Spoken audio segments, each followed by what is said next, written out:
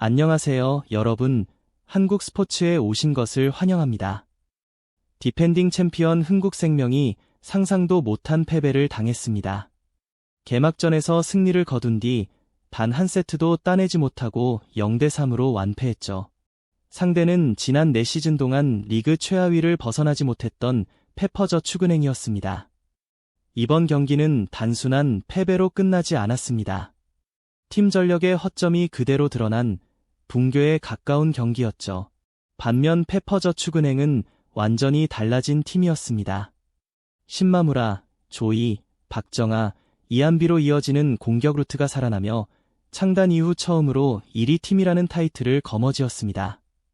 오늘 스포츠 미식회에서는 흥국생명이 이렇게 무너진 이유, 그리고 페퍼저축은행이 어떻게 리그 1위로 올라설 수 있었는지, 나아가 리베카 퇴출 논란까지 뜨거워지고 있는 팬들의 반응을 함께 살펴보겠습니다. 경기 초반만 해도 흥국생명이 흐름을 잡는 듯했습니다. 피치의 킥공격과 이다현의 이동 공격이 연이어 터지며 4대3으로 앞서갔죠. 하지만 그게 이 경기에서 흥국생명이 잡은 마지막 리드였습니다. 페퍼저축은행은 신마무라의 중앙 공격으로 완전히 리듬을 바꿔놓았습니다. 이어 박은서와 이한비가 연속 득점을 올리며 순식간에 7대4로 역전에 성공했죠. 흥국생명도 리베카의 연속 득점으로 15대15까지 추격했지만 결국 흐름을 되찾지 못했습니다. 17대17에서 박정아, 조이, 신마무라가 연속 득점을 터뜨리며 점수는 순식간에 22대17까지 벌어졌습니다. 흥국생명은 반격의 실마리를 전혀 찾지 못했죠. 팀 조직이 완전히 무너졌습니다. 리시브가 흔들리자 세터의 선택지도 사라졌고 공격은 억지로 사이드로만 몰리며 결국 페퍼의 블로킹에 막혔습니다.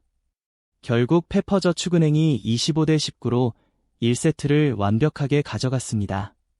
2세트 초반 흥국생명은 피치의 빠른 공격과 김단의 킥오픈으로 10대9 리드를 잡았습니다. 하지만 그게 마지막이었습니다.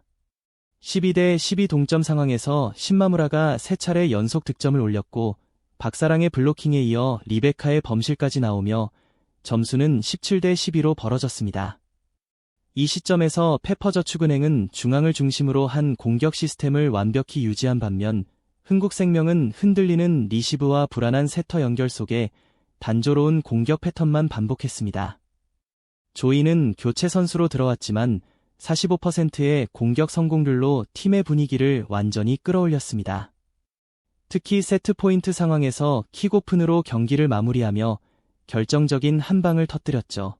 점수는 25대18, 다시 한번 완벽한 셔사웃이었습니다. 이 시점부터 흥국생명 선수들의 표정이 굳어가기 시작했습니다.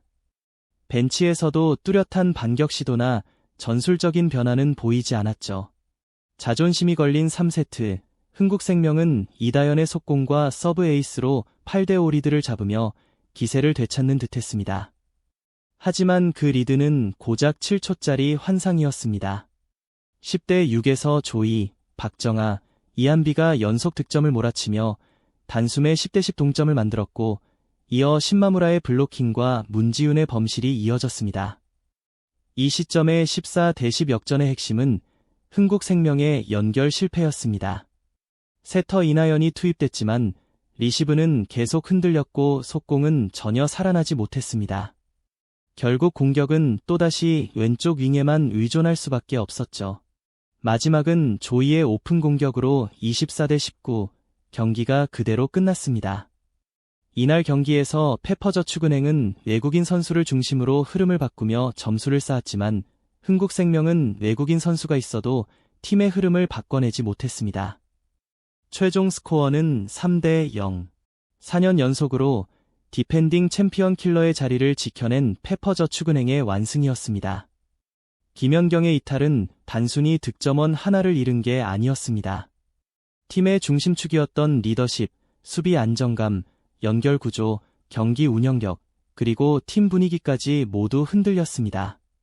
리시브 라인이 불안하니 세터의 공격 선택폭도 급격히 줄었고 결국 전술적인 플레이보다는 공을 넘기기에 급급한 단조로운 패턴이 반복됐습니다. 팀 분위기도 이미 경직되어 있습니다. 리베카처럼 득점은 하지만 결정력이 부족한 외국인 선수, 그리고 후반에 교체로 들어와도 분위기 반전을 만들지 못하는 카드들. 팬들 사이에서는 이런 말이 돌고 있습니다. 이 팀, 리베카 없으면 무너지고, 있어도 답이 없다.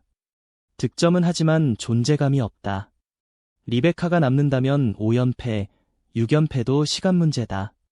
반면 4년 내내 꼴찌를 전전하던 페퍼저축은행은 2025에서 2026 시즌 단독 1위로 올라섰습니다. 그 변화의 중심에는 바로 하루요 신마무라가 있습니다. 블로킹에서 속공, 오픈 공격까지 지금의 페퍼는 멈출 수 없는 팀이 됐습니다. 전략이 미들 블로커 중심으로 돌아가면서 박정아, 이한비, 조이로 이어지는 공격 루트가 자연스럽게 다채로워졌습니다. 또 하나의 핵심 포인트는 교체 운용이었습니다. 조이는 1세트에서는 교체로 들어왔지만 2세트에서는 결정적인 역할을 했고 3세트에서는 아예 선발로 출전했습니다. 페퍼저축은행은 이렇게 빠르고 유연한 선수 활용으로 흐름을 이어갔지만 흥국생명은 오히려 경기 후반으로 갈수록 경직된 운영을 보여줬습니다. 경기 후 장소영 감독은 이렇게 말했습니다. 순위는 중요하지 않습니다.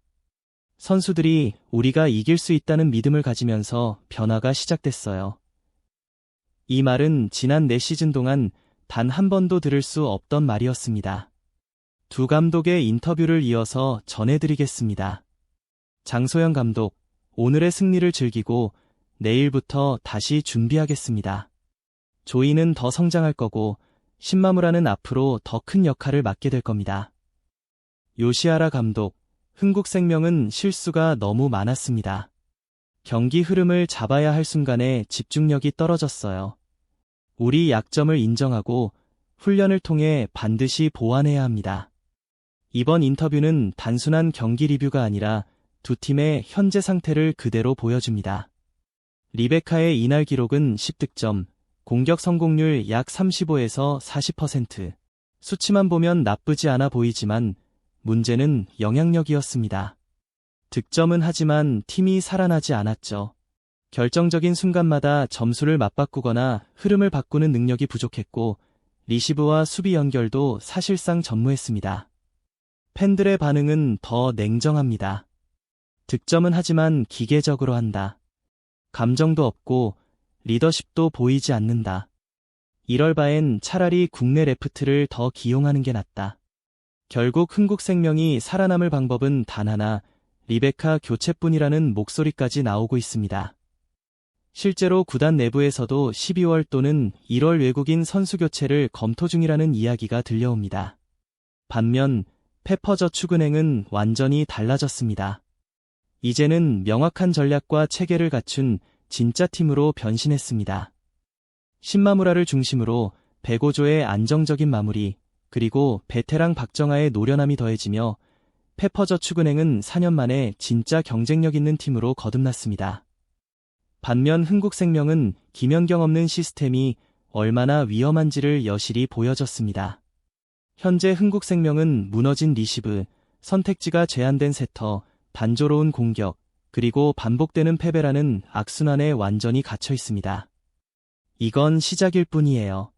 구독 버튼을 눌러주시고 함께 멋진 작품을 만들어봐요. 다음 편에서 만나요.